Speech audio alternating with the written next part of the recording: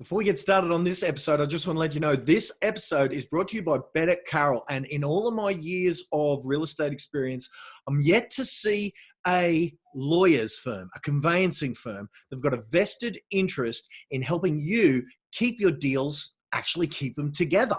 And so I've known this company for about 10 years now. I first met Guy Gibbons, the head of this company, back when I was listing and selling real estate. And I tell you, these guys will actually fight to keep your deal together. And they have put together a family membership program for you that I've never seen. So let me just make sure I don't leave anything out here. So first off, if you join at realestaterenegades.com and find the link to the Real Estate Renegades family, you're going to see that they've got a deal for Bennett Carroll. You're going to see a inquire here. So you just push that button to join our little family. They're going to give you free lawyers online. There's a hotline that when you join this little family, and it's free, you'll be able to click a button and on call get free legal advice. That way, when you're out in the field, you won't have someone say, oh, let me just ask a lawyer. You'll be able to go, bup, bup, bup, bup, there you go, ask whatever you want.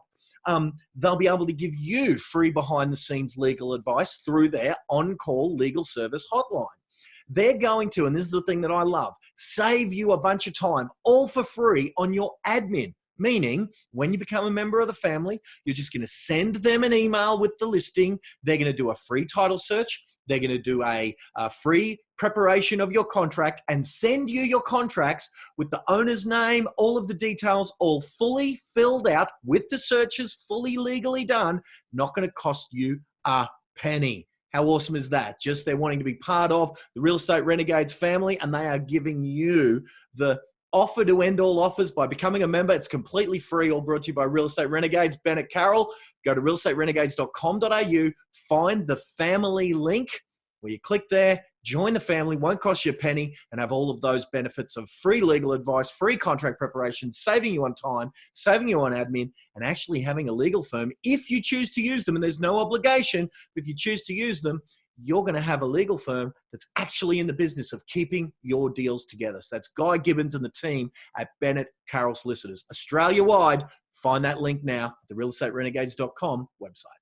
And before we get started on this week's episode, I just want to let you know this week's episode is also brought to you by Agent Prospecting. So yes, that is a company that I'm involved with. We're literally a team of telemarketers, Facebook advertisers, and other lead generation specialists have been personally trained by me to do your prospecting for you. So for less than the cost of a PA that you're going to have to train to do it the way that I suggest you would do anyway, for less than the cost of that, significantly less, you can have fully trained people, trained by me, employed by me, where Agent Prospecting pays your Facebook bill, pays your telemarketing bill, pays the wages bill, pays everything all in one, handing you 20 to 25 appraisal leads a month. Agentprospecting.com.au. Head there now. And remember, before we get started, just helping to pay the bills and things, even though these should be considered gifts, not sponsors. And you know, you always have podcasts that sponsors kind of get on there and plug their stuff. Well, all of these guys are in the business of adding something to your world. A lot of the times these family members are offering you gifts, are offering you freebies, are offering you value far in excess of anything they are charging. So check out these guys, give them your time, because believe me, they aren't just normally like normal people having a pitch at your expense. All of these guys I've personally vetted. Check them out, and we'll see you on the episode.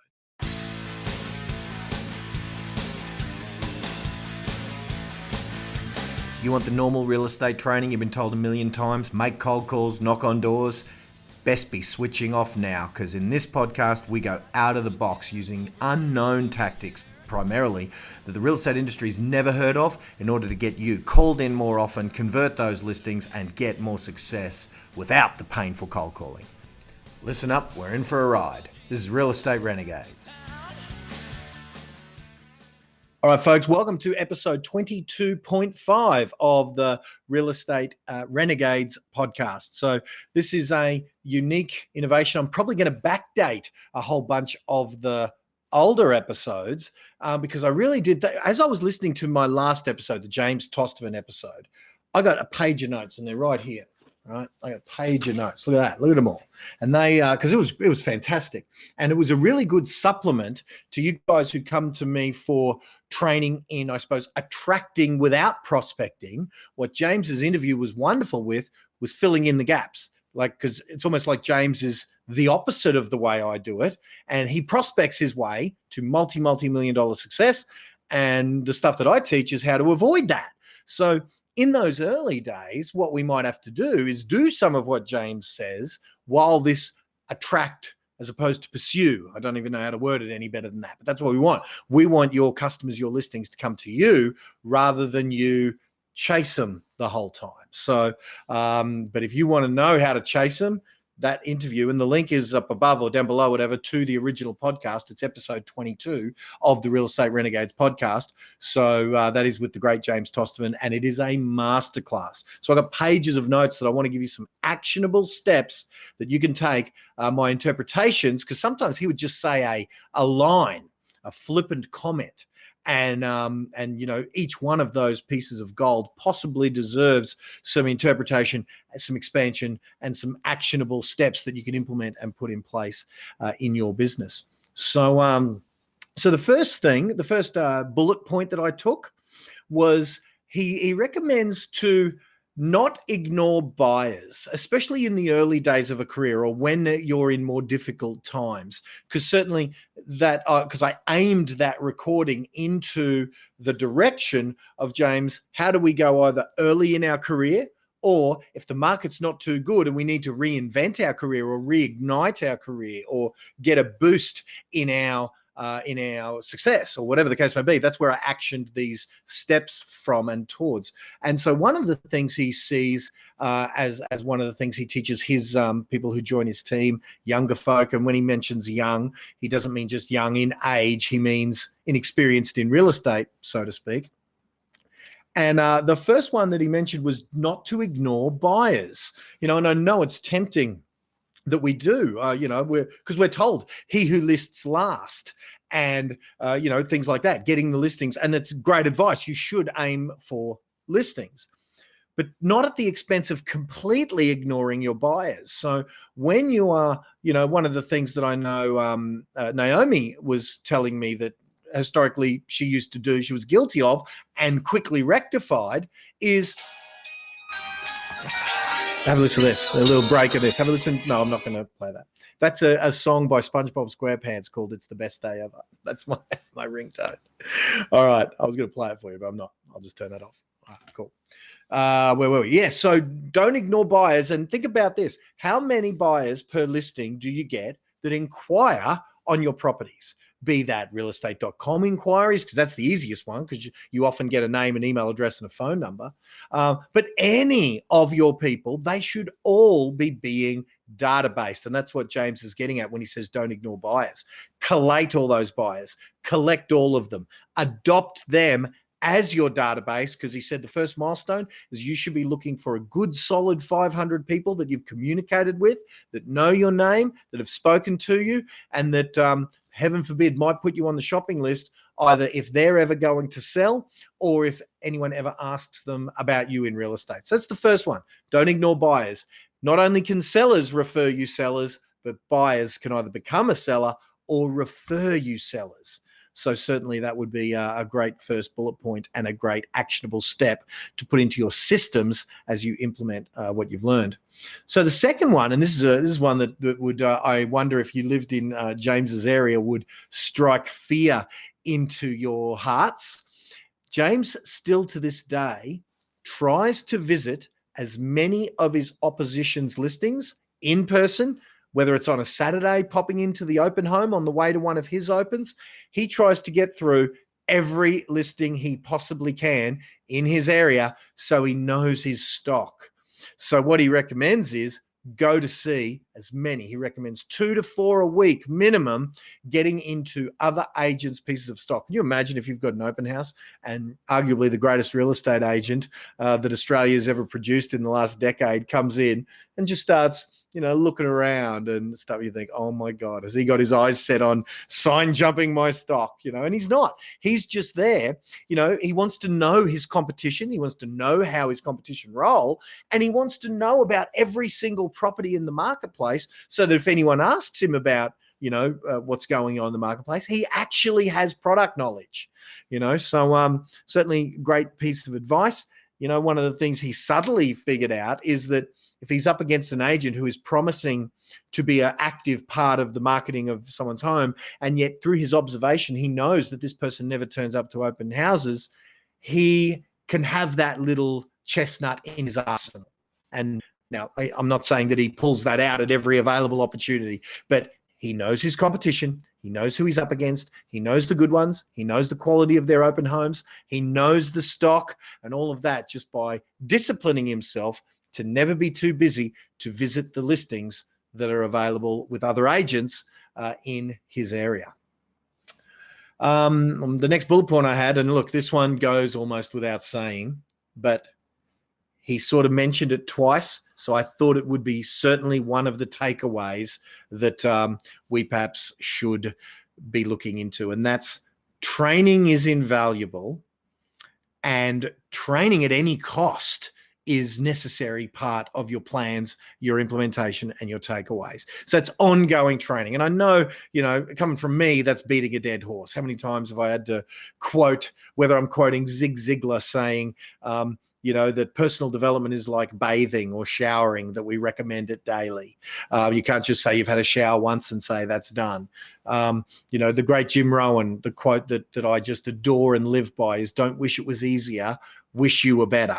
And constantly I'm paying mentors and coaches, often overseas, often I've got to travel to learn the skills I need to learn to stay one step ahead of the game that I'm happen to be in, on two fronts. One, I need to be as good a seminar coach, marketer, a person promoting my business, because of course I'm the marketing department of my business. And secondly, the things that I learn while I'm doing that, of course, helps me stay a better marketer for your business. So training to me is, it's the only reason that I've had the success that I've had. I didn't come up with any of the stuff that I've come up with at all. It's all as a result of me learning from people far smarter than me in other industries, in other countries, and then taking those things and implementing them. And James is certainly on board with when he started, as you'll hear, should you go listen to the full interview instead of these cliff notes, you'll hear that James went for the first, little bit of his career without any training, because there wasn't any, certainly not of the quality and caliber that you're spoiled with now. You are spoiled that there are, and I'm not even just talking about me. I'm honored that you guys often put me in that alumni, so to speak, in that category with some of the greats around Australian real estate training. I'm just honored to be included on the list. But there's some greats now that you've got to choose from in all various ways. You've got mindset specialist coaches, and I got 4 or 5 of them that I go to because I'm a bigger mess than most of you guys. But we've got people who specialize in marketing, and I'm honored that you guys sort of come to me as perhaps the leading one in that realm. You've got some wonderful coaches and people even like a James Tostevin or a Matt Steinwade who have done some great follow-up prospecting work in order to get to their success. And, and now, of course, and the subject of being an all-around real estate champion, of course, Matt Steinwade's free content is in and of itself should be paid because it's that darn good.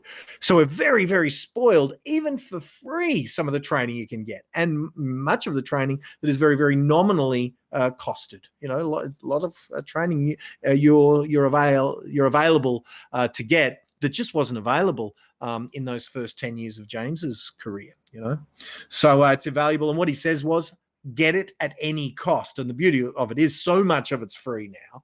But, when you know that you need the particular training and it does cost a certain amount, well, think about it like any other business. If you were going to open up a podiatry, I don't even know if podiatry is feet or kids, or pediatrician, podiatry, I don't know, whatever.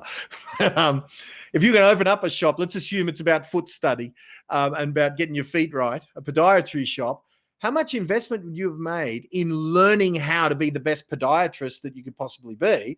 Well, if that's a university degree, and I don't know that it is, well, you're leaving with a perhaps a 5 or a 6-figure bill at the end of that study.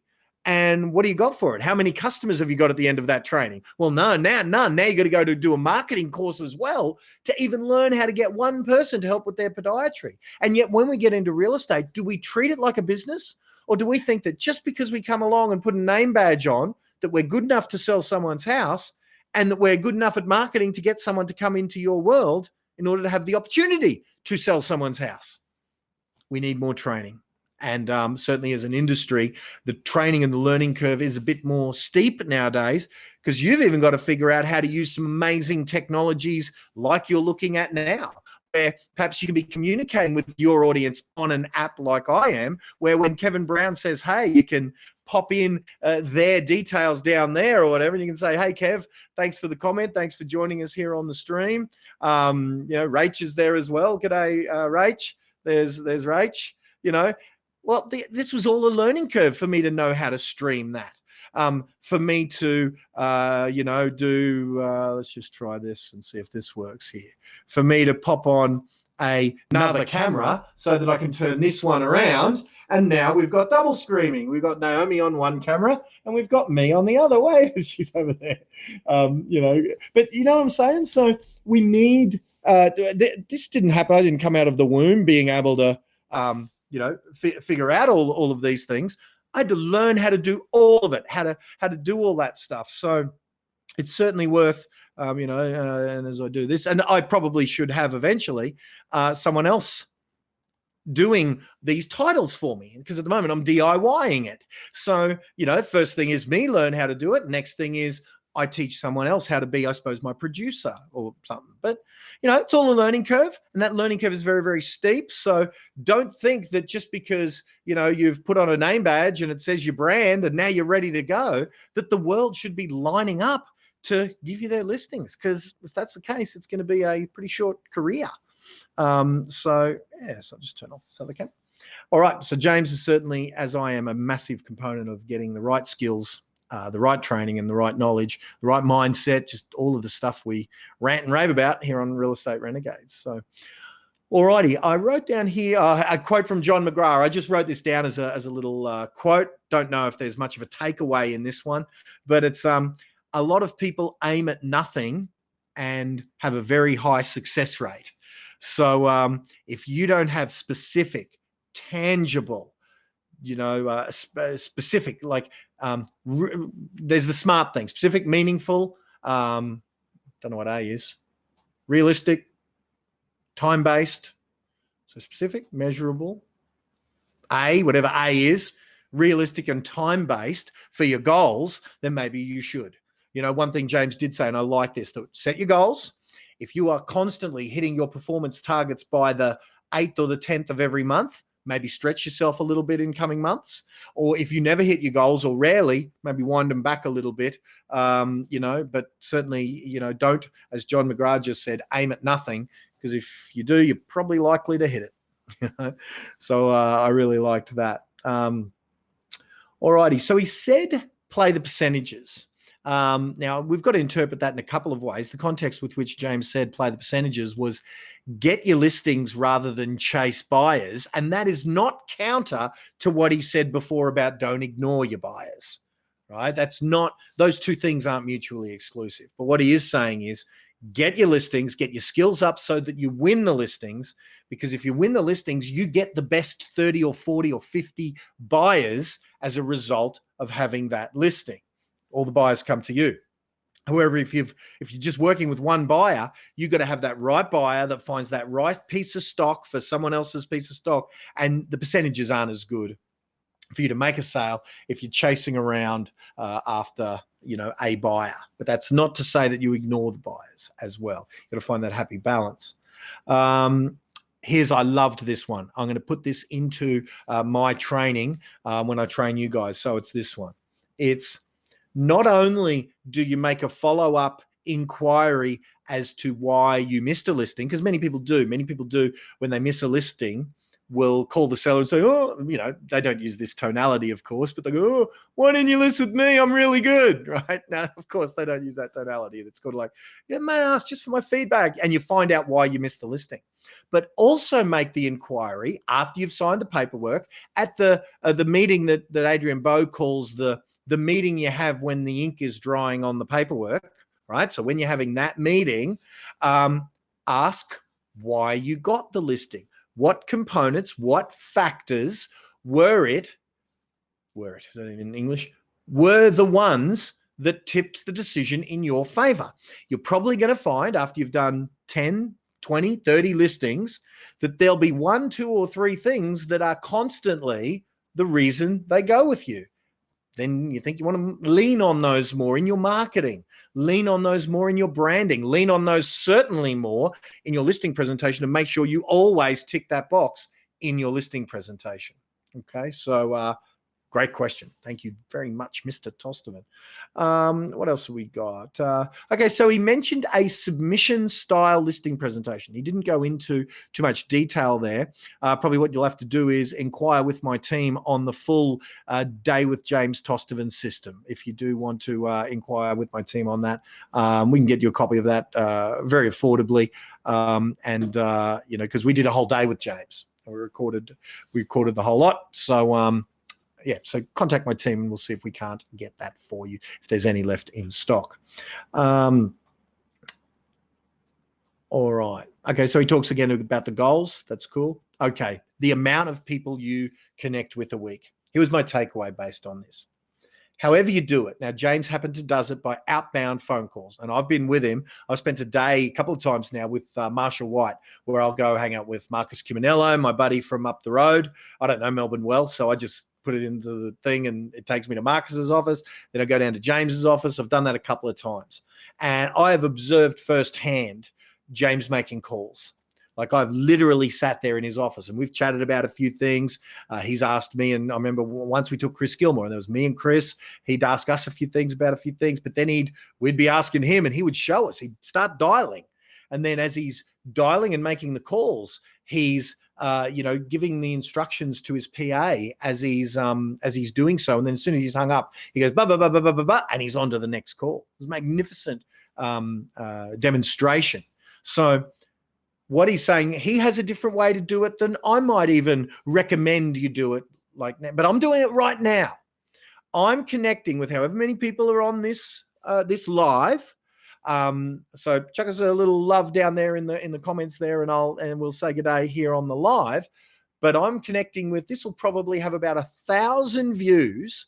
So it might be 50 people who watch a good percentage of this within the next couple of days, maybe 50. So that means 50 people I get to connect with and actually have a conversation with. And like with Kevin, Rach, and again, those are the people who I popped up on the screen before. With them, it's almost a two-way communication. And, like I showed you before, you could actually, like I did with Naomi, I'm going to have some people on this app where it'll be 2 people live on the thing, and we'll pop you up here. And instead of it being a split screen with, like I did before, it'll be me and you talking. That's connecting with someone. Now, it might not be the same as the way James does it with face-to-face, but what James is saying, if you're only doing 30 to 40 connects a week, which is what he finds happens with struggling agents, we're struggling.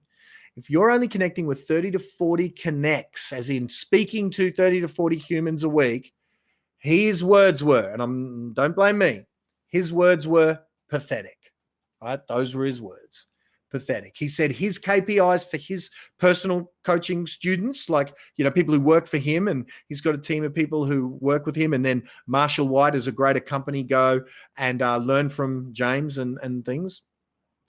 And their minimum standards are 100 connects, spoken tos per week. That's 20 a day. You've got to speak to 20 people a day. Now, if that is through text messages, sure, it might not be quite as good as phone calls, but what if no one ever answers their phone? I understand.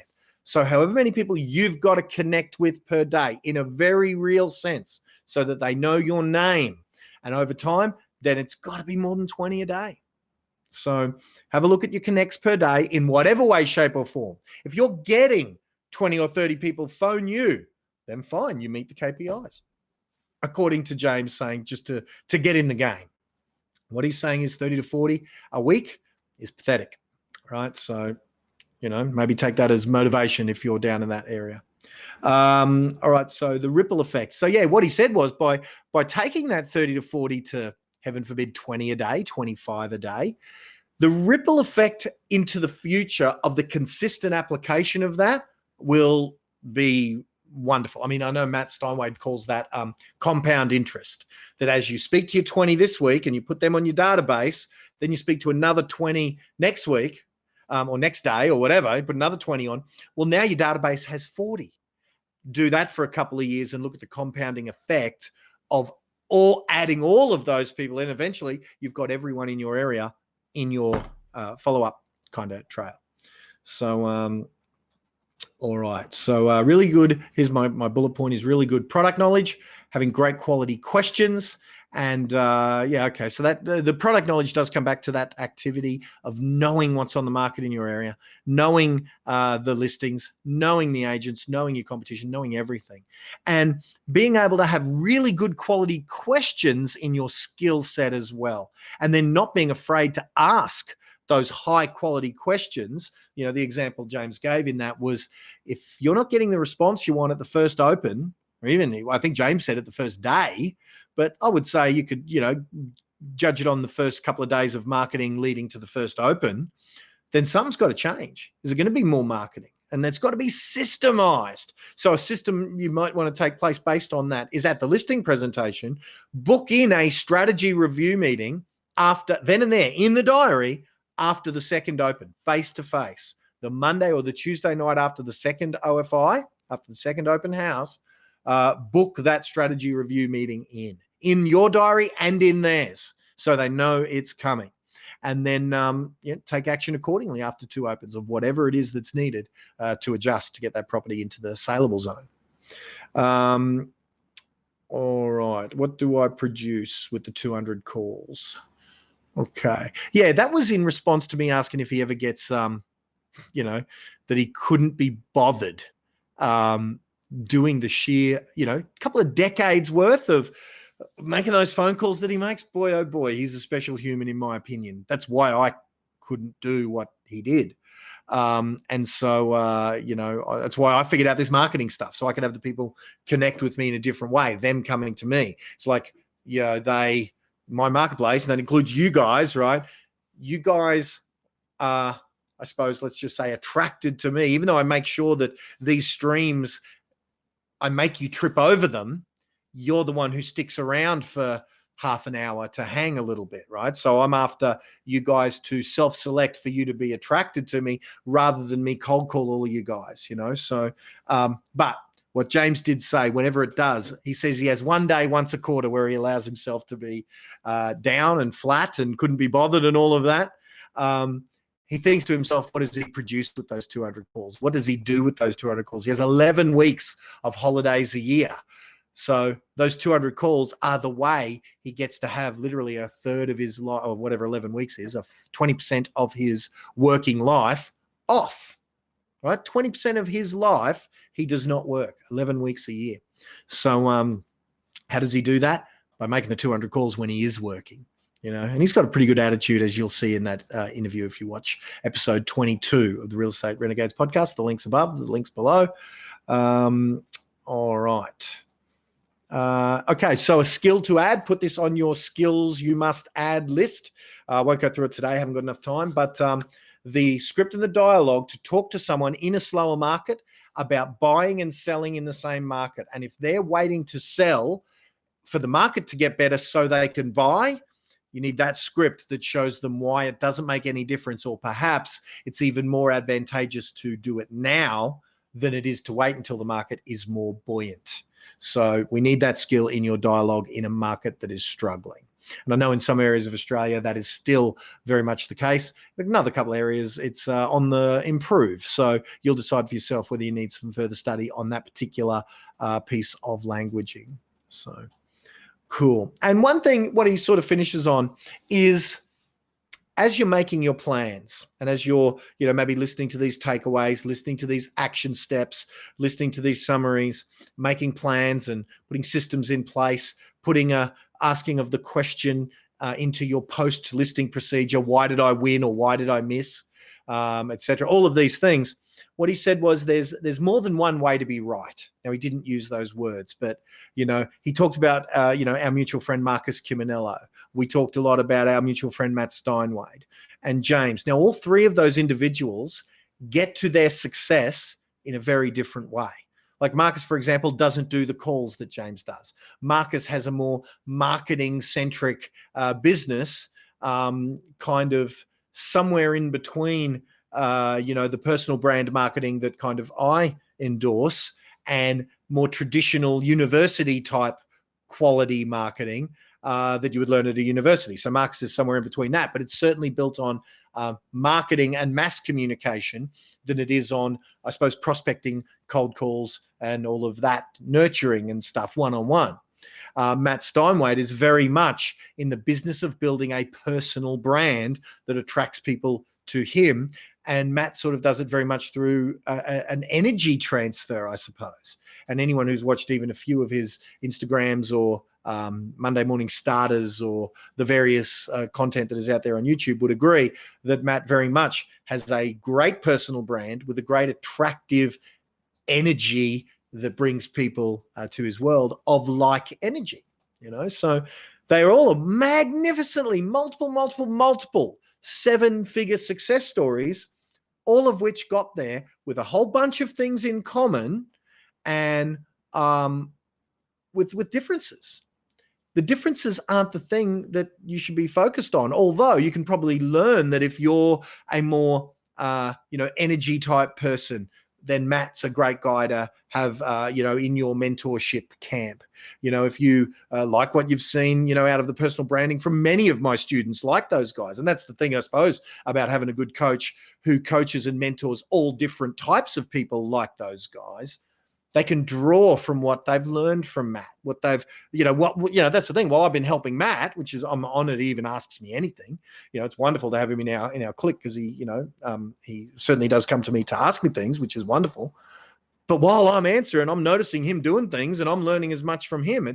So that's a wonderful way that if I meet someone who wants to do things like a Jody Curran, I can sort of draw from my experience helping Jody to help that person.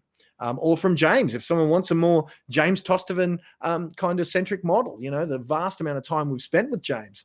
I mean, James sitting in the seminars with us is just an honor. Like James has sat there in the audience at our events, which is wonderful. But more often he's up on the stage talking at that event, So it's a wonderful thing to have that, to know that there are many ways to be right, but just make sure you're not ignoring those things that they have in common, because that's where all the critical stuff that you must build upon starts. That the things they have in common, great skills, great systems for either attracting people to you or for going out and getting them yourself. But still, once you're on the phone, that's still attracting them to you, because if you're a douchebag on the phone, they're going to be repelled pretty bloody quickly. So, taking what these guys have got in common, finding out what you feel is right for you, and then making sure you take massive action, which is what these action tracks, these implementation takeaway tracks are all about. All right. Until next time, folks, for another edition of Real Estate Renegades, Glenn Twiddle signing off. I'm going to stick around for a little bit of Q&A here on Facebook Live. But for everyone watching the recording, until next episode, gang, bye for now. And remember, this episode was brought to you by agentprospecting.com.au. That's where our team of telemarketers, Facebook lead generation specialists, and other lead generation specialists in your area, we will do your prospecting for you, all bundled into one price. So there'll be no telemarketing wages, no Facebook wages, no Facebook bill. It's all covered by the one low cost of less than one wage of a PA, fully trained by me, generating for you 20 to 30 appraisals a month, all for the one low cost and less than the cost of one employee. So to agentprospecting.com.au for this one. We'll see you on the next episode of Real Estate Renegades. Bye. Wow. Well, there you go. I hope you liked the episode. If you like that, then what you need to do is you need to subscribe. You need to get more of this craziness, because we got more coming. I'm never standing still, and we've got so many more guests. We've got so many more strategies, more out-of-the-box thinking. So if you haven't subscribed, literally, you're like throwing away thousands of dollars. Because I tell you, if you haven't subscribed, you don't come back. You know what I'm going to do? I'm going to find you, I'm going to market to you, and I'm going to charge you for the very stuff that on this podcast we give away for free. So whack that subscribe button on whatever your favourite podcast weapon of destruction is, and we'll see you on the next episode. Bye for now.